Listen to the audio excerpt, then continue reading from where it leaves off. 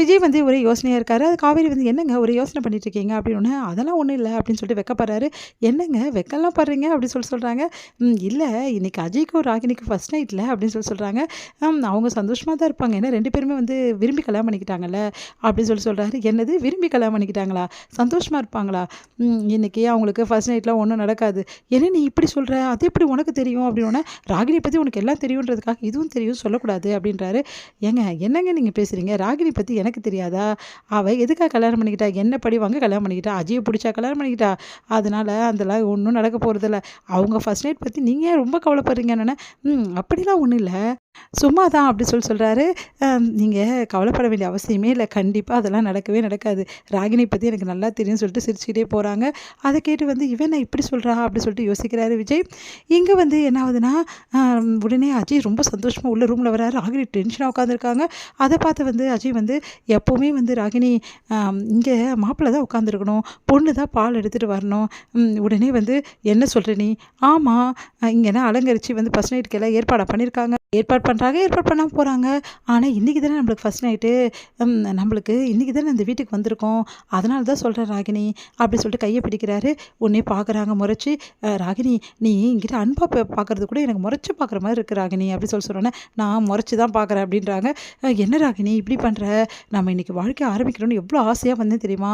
நீ இங்கே எவ்வளோ அழகாக இருக்க தெரியுமா? செம்ம அழகாக இருக்க ராகினி அப்படின்னோடனே, இங்கே பாரு அஜய் தேவையில்லாத பேசி என்னை விருப்பேற்றாத புரியுதா? நான் செம்ம கடுப்பாக இருக்கேன். என்ன ராகினி இப்படி பண்ணுற? நம்மளுக்கு இப்போ தானே கல்யாணம் முடிஞ்சது. அப்போ நம்ம வந்து இதுக்கெல்லாம் ஆசைப்படுறது தப்பா?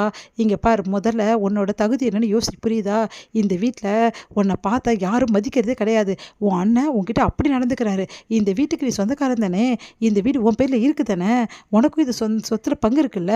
அப்புறம் எதுக்காக அவங்களாம் உன்கிட்ட அப்படி நடந்துக்கிறாங்க? எனக்கு ஒன்றுமே புரியல. இங்கே பார் எனக்கு தெரியாது. இந்த வீட்டில் உன் அண்ணனோட மதிப்பு உனக்கு தான் இருக்கணும். அதே மாதிரி கம்பெனியிலையும் நீ தான் வந்து எம்டியாக உட்காரணும் புரியுதா? அவன் கம்பெனியில் நான் எப்படி எம்டியாக உட்கார முடியும்? இவளுக்கு என்ன புரிய வைக்கிறதுன்னு தெரியலையே. அப்போது இதெல்லாம் நடந்தால் மட்டும்தான் நமக்குள்ளே ஃபர்ஸ்ட் நைட்டு.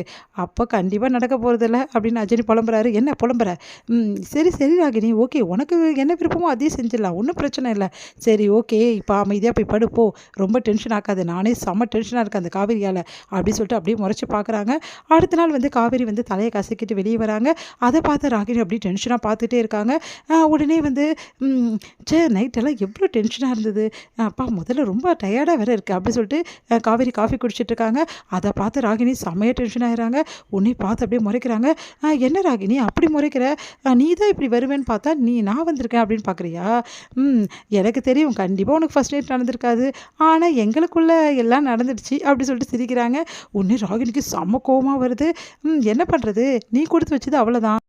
உன்னை பற்றி எனக்கு தெரியாதா? நீ அஜய் ஏன் கல்யாணம் பண்ணிக்கிறேன்னு எனக்கு தெரியாது. சரி விடு உன் கதைலாம் எனக்கு எதுக்கு? எங்களுக்கு நல்லா இருந்ததுப்பா நேற்று. உண்மையிலே ரொம்ப நாள் கழிச்சு நேற்று தான் எங்களுக்கு உண்மையான ஃபர்ஸ்ட் நைட்டே நடந்தது அப்படி சொல்லிட்டு சந்தோஷமாக வந்து தலையை தோட்டிகிட்டே வேணும் வெறுப்பேற்றிட்டே போகிறாங்க. அதெல்லாம் பார்க்குற ராகினிக்கு செம கடுப்பாக இருக்குது. சான்ஸே இல்லை. ராகினிக்கு செம டென்ஷன் ஆகிறாங்க. இப்படி பண்ணுறாளே இப்படி வெறுப்பேற்றுறாளே இவ்வளோ சந்தோஷமாக வாழ்கிறாளா இவ அப்படின்னு சொல்லிட்டு செம்மையாக கடுப்பாகுது.